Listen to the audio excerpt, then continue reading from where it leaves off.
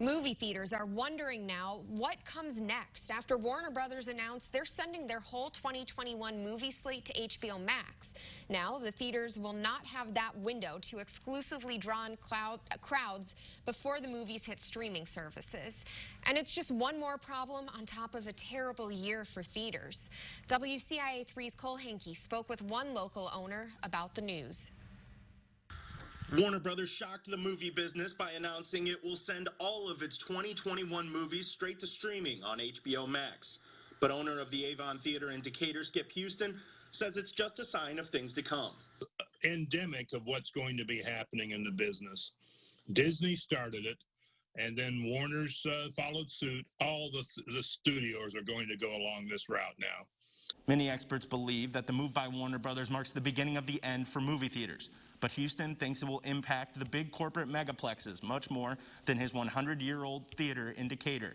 Because while they have to fill hundreds of seats in front of dozens of screens, he only has to worry about his 2 theaters and bringing in a small group of cinephiles who are there for the experience.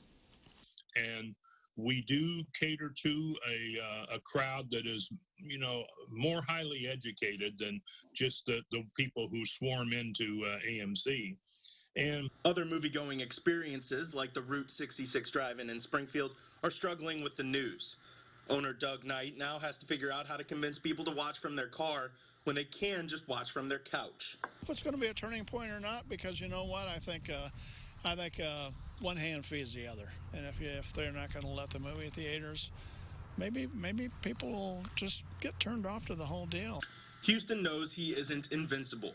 He is only showing movies on weekends now, and he knows the profits may be smaller, but he is confident his theater will survive.